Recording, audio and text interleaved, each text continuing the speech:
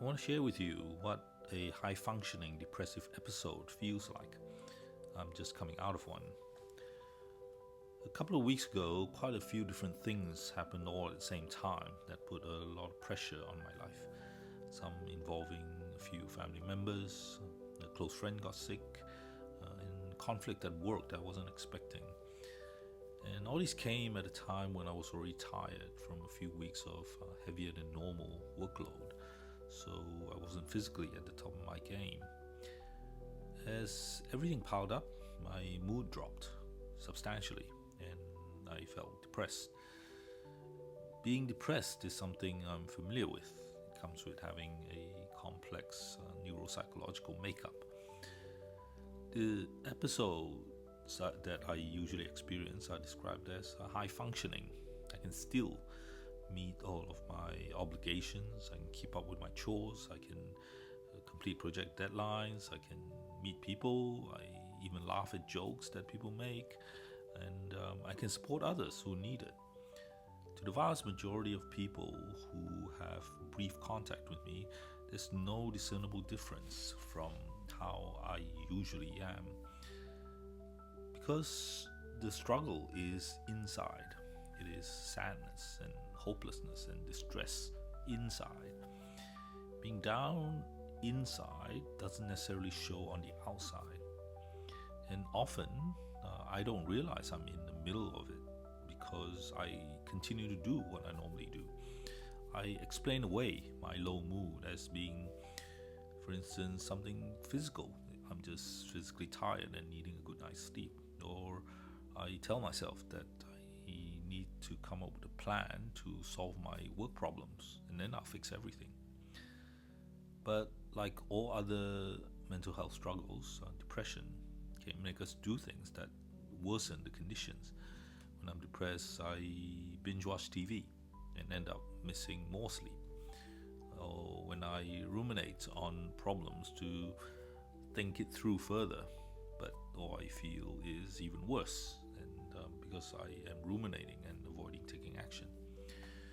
These patterns feed on themselves and are self-perpetuating.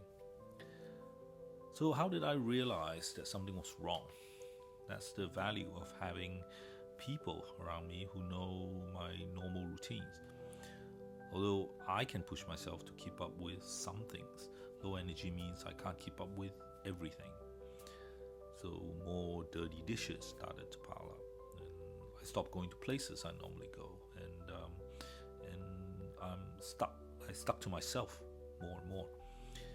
It took people who know me well enough to notice something's off, and they care enough to ask if I'm okay. When one or two people ask, I brush it aside.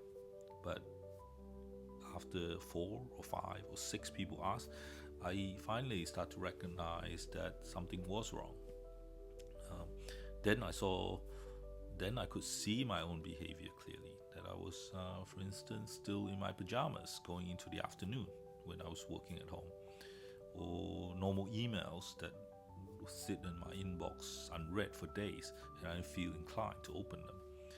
Or that I had multiple shows playing on multiple screens as I was doing work because I was trying to artificially boost my mood. I was also withdrawing from activities I normally enjoy, like making videos. And I noticed that normally I would have 1 video a day and that I do enthusiastically. And during this period, then it started to drop. That there will be days when I don't make any. So my mood started to get worse because I start blaming myself for not keeping up, or blaming others for putting me in that situation, or feeling inadequate about myself for being in that state. So once I caught myself and I realized it was just beyond me handling myself and pulling myself through, I called my psychologist. I've been seeing my psychologist for such a long time that the conversation with him can significantly change my direction. I also spoke to my priest and people close to me at church for some spiritual support. And I opened up to family members who understand what I'm going through. Then I return to my healthier routines, those regular meals and proper sleep and journaling in a constructive way and practicing gratitude, which is a big advantage. So none of these things work immediately, but each day became a little better than the last.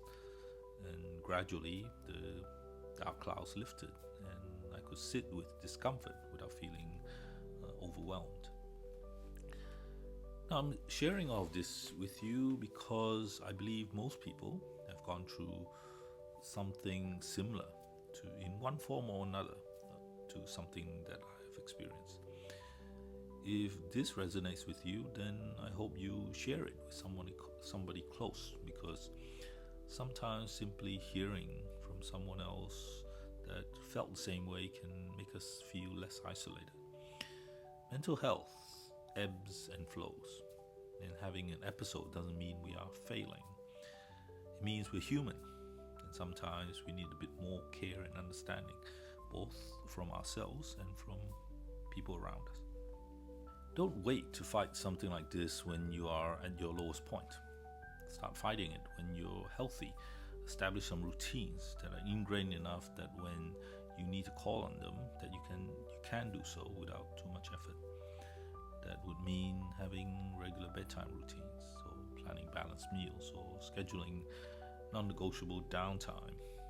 It means cultivating a gratitude practice, writing a few lines of things you appreciate every day, so that when your perspective starts to go dark, you can call on your habits of tapping into something good. It really helps for you to have people around you who can spot changes in your mood or your behavior. They can let you know that something is off, especially if you're caught up in day-to-day tasks and you might not notice it yourself.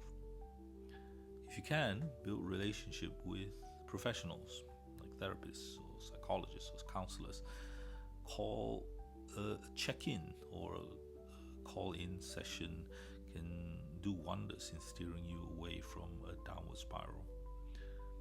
And finally, remember that when depression or any other mental health struggle hits, no matter how gloomy things appear, there is always hope. It might take some time, and it rarely comes in one giant breakthrough, but it often comes in small, subtle improvements, one day being a little bit better than the last.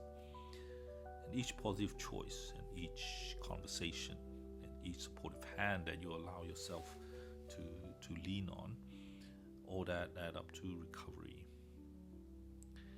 I'll close this reflection with an assurance that you're not alone and you're not broken. The very act of acknowledging how you feel and being open to get help is a victory in itself. And don't be afraid to lean on your routines, to reach out to your support network, and to take steps, either big or small, towards healing.